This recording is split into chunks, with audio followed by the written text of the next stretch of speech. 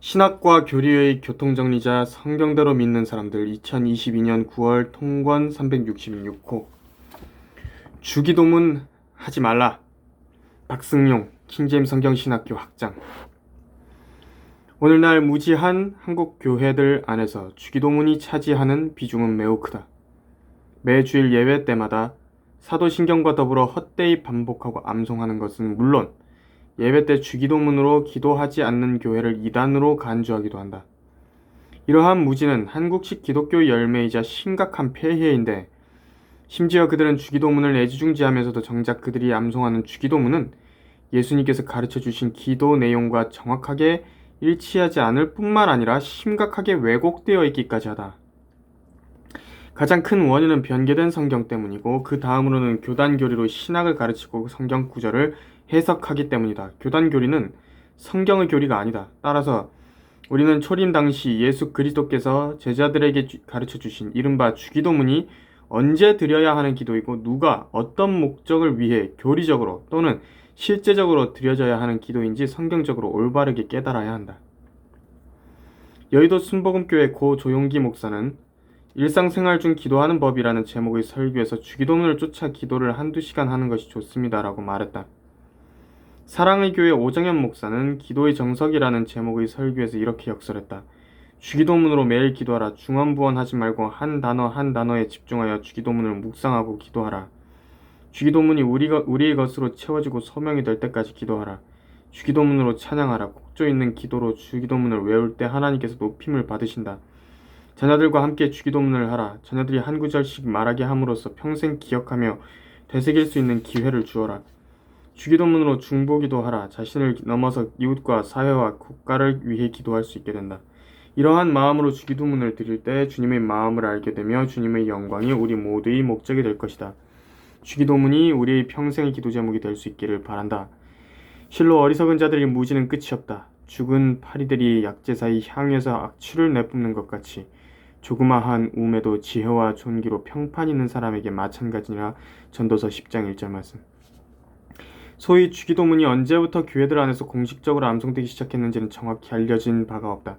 확실한 점은 베드로를 위시한 당시 사도들이 마태복음 6장에서 예수님으로부터 배운 기도 내용을 초대 교회들 안에서 예배 공식 기도문으로 작성하고 회람하면서 암송하지 않았다는 사실이다. 사실 이 기도는 주기도문, 곧 주님의 기도, Lord's Prayer, 주님께서 하신 기도로 잘못 알려져 왔는데, 오히려 이 기도는 제자들이 해야 하는 기도, 즉 제자들의 기도, disciples prayer이다. 왜냐하면 제자들 중 한 사람이 누가복음 11장 1절에서 예수님께 기도하는 것을 가르쳐달라고 간구했을 때 주님께서 그 제자의 요청에 답변하시는 가운데 그들, 누가복음 11장 2절에서 나온 곧 제자들, 마태복음 5장 1절과 누가복음 11장 1절에서 나온 그 대상에게 가르쳐 주신 기도이기 때문이다. 따라서 이것은 예수님께서 직접 하신 기도, 곧 주기도문이 아니고 제자들이 해야 하는 기도였다. 그래서 너희는 이렇게 기도하라. 9절 또는 너희는 기도할 때 이렇게 말하라. 누가복음 11장 2절에서 말씀하고 있는 것이다. 이런 분명한 사실에도 불구하고 이 기도가 주님께서 기도하신 주기도문이라고 고집한다면 죄가 없으신 예수님을 죄인으로 만드는 불경스러운 죄를 범하게 된다. 이는 기도 중에 우리의 죄들도 용서하여 주시오며 누가복음 11장 4절 이라는 내용이 나오기 때문이다. 이에 반해 주님께서 친히 하신 기도는 요한복음 17장에 나오는데 당시 예수 그리스도께서는 아버지 하나님께 개인적인 기도를 직접 드리셨다. 요한복음 17장에서 칼빈주의자 아더 핑크는 너희는 기도할 때 이렇게 말하라. 누가복음 11장 2절이라는 말씀을 근거로 마치 교회 시대의 그리스도인들이 예배 때마다 주기도문을 암송해야 하는 것처럼 주장했지만 이것은 그런 뜻이 아니다. 이러한 내용을 하나의 본으로 삼아 기도하라는 의미이지 토시 하나 틀리지 않게 이 기도 내용 그대로를 주문 외우듯이 따라하라는 말씀이 아닌 것이다. 무엇보다도 예수님께서는 이러한 기도를 가르쳐 주시기에 앞서서 이교도들이 하는 것처럼 헛된 반복을 하지 말라 7절에서 경고하셨다. 이교도들은 헛된 반복을 하면서 기도한다. 이는 그들이 말을 많이 해야 자기들이 믿고 섬기는 신들이 기도를 잘 들어줄 것이라 생각하기 때문인데 사실 그런 헛된 반복은 기도가 아니라 주문이다. 일례로 불교의 천수경이 그렇다. 그들은 천수경에 나오는 대로 수리수리 마하수리 수수리 나무 간세음보살이라는 말을 헛되이 반복하면서 주문을 외운다. 로마 카톨릭에서 하는 로사리오 기도도 마찬가지다. 특히 그들은 묵주를 돌리면서 기도하는데 묵주 11번째 큰 구슬이 돌아올 때마다 주기도문을 반복해서 암송하는 것이다. 틴델 성경은 로마 카톨릭을 그런 묵주기도 같은 것을 옹알이 하는 것이라고 빈정대며 조소했다. 티베트의 라마 승들도 전경기, prayer wheel, 기도나 명상을 할 때 돌리는 바퀴 모양의 경전을 사용한다. 이것은 기도 제목들을 적어 놓은 작은 종이 조각들이 붙어 있는 일종의 바람개비이다.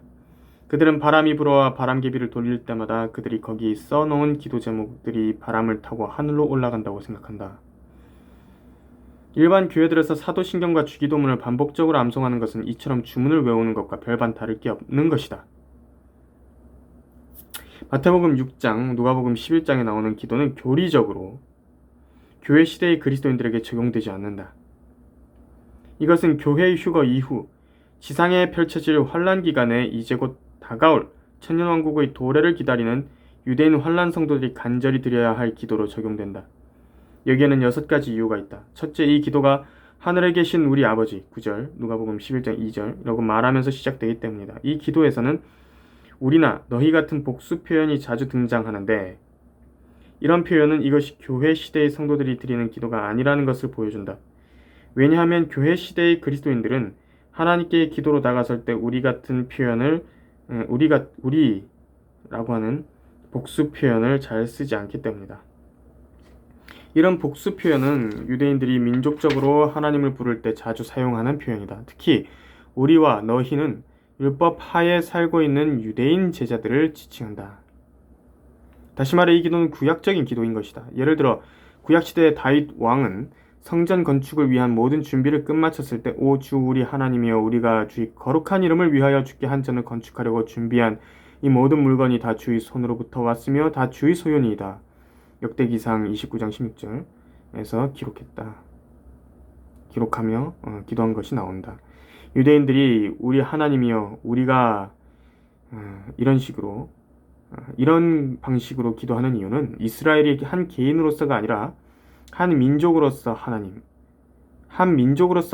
아버지, 이사야서 63장 16절이라든지 한 민족으로서 하나님 아버지께서 지으시고 신명기 32장 6절 만드시고 이사야서 64장 8절 낳으신 신명기 32장 18절 아들이요 첫 태생이기 때문이다. 출애굽기 4장 22절 말씀.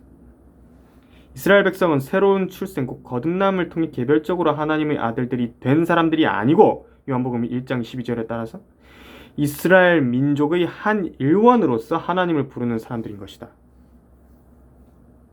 유대인들이.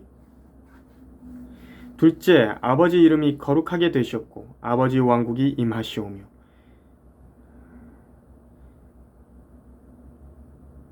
누가복음 11장 2절에서 기도하고 있는데 아버지의 왕국은 재림 때 이 땅에 세워질 정치적인 왕국이다.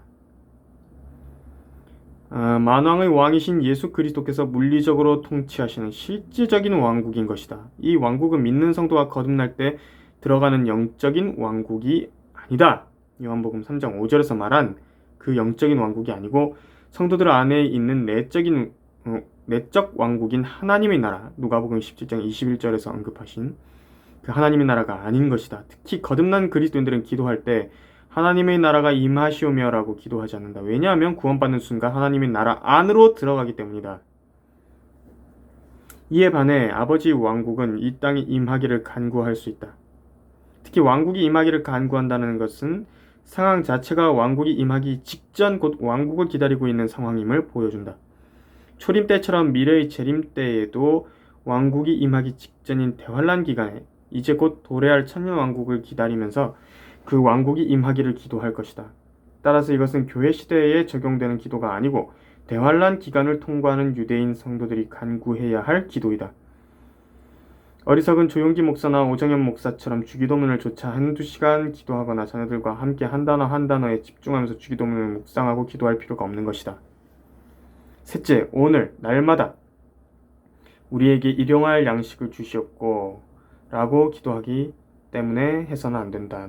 구약 시대에 하나님께서 이스라엘 백성에게 하루 단위로 양식을 주신 적이 있었는데 광야를 통과하던 백성들에게 하늘에서 매일 일정한 양의 만나를 내려주신 것이다. 출애굽기 16장 4, 5절, 11절에서 36절까지. 이것은 환란 시대에 유대인들이 광야에서 기적적으로 부양받게 될 것. 시편 78편 2절, 24절, 25절, 계시록 12장 14절, 미카서 7장 14, 15절. 이 부분을 미리 보여주는 사건으로 본문의 기도는 대환란 기간에 유대인들이 적그리스도의 박해를 피해 광야로 도망쳐 나왔을 때 마태복음 24장 15절에서 21절 매일의 양식을 위해 간절히 기도해야 할 기도인 것이다. 대환란 기간에는 짐승의 표를 받지 않으면 물건을 매매할 수 없기에 하나님의 도우심과 기적적인 방법이 없으면 일용할 양식을 얻을 수 없게 된다. 따라서 환란 시대에는 매일의 양식을 위한 기도가 그 어느 때보다 더욱 절실해진다. 따라서 이 기도는 교리적으로 교회 시대를 향한 말씀이 아닌 것이다. 물론 이 기도를 교회 시대에 영적으로 얼마든지 적용할 수 있다. 이 시대에 그 누구라도 육신의 양식이든 영적인 양식이든 매일의 필요한 양식을 위해 하나님께 간구를 드리는 것이 잘못된 일은 아니기 때문이다. 실제로 기도의 사람 조지 뮬러는 일용할 양식을 위해 여러 번 기도했고 또 그때마다 매번 기도의 응답을 받았다. 고아원 사역에 필요한 물질을 공급받기 위해 정해진 시간에 자기 방으로 들어가 무릎을 꿇고 하나님께 간절히 기도했던 것이다. 넷째, 우리가 우리에게 빚진 자들을 용서하는 것 같이 우리의 빚진 것들도 용서해 주시오며 우리가 우리에게 빚진 모든 사람을 용서하니 우리의 죄들도 용서하여 주시오며 각각 마태복음 아까 인용했던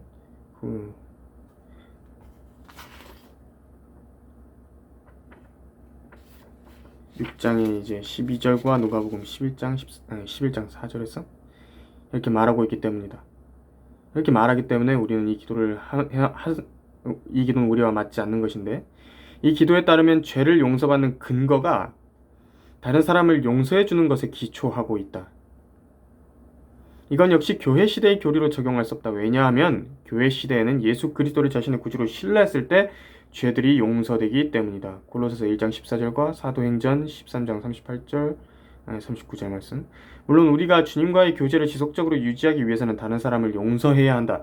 에베소서 4장 32절 말씀. 하지만 그렇다고 해서 다른 사람을 용서하는 행위 자체가 우리의 죄들을 용서하는 절대적인 조건이 되지는 않는다.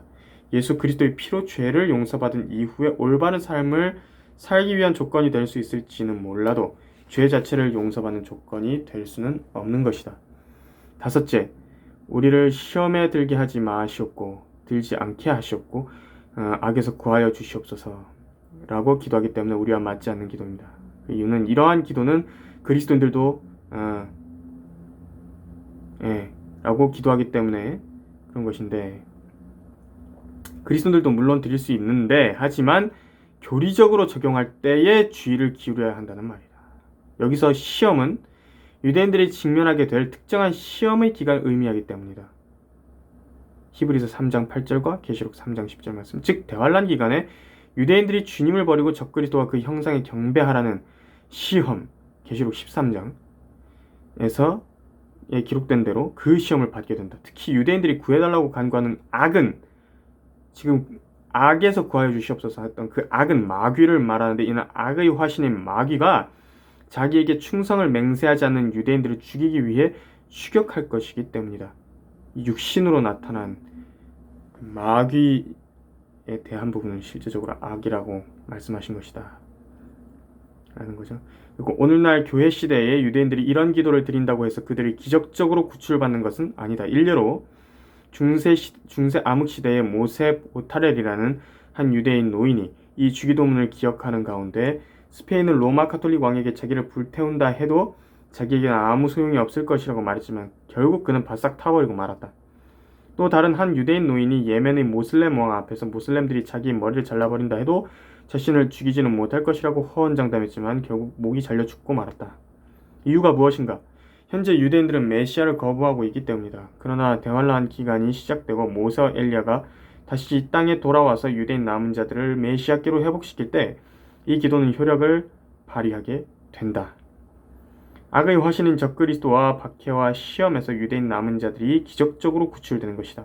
여섯째, 그 왕국과 건세와 영광이 영원토록 아버지의 것이옵니다. 아멘.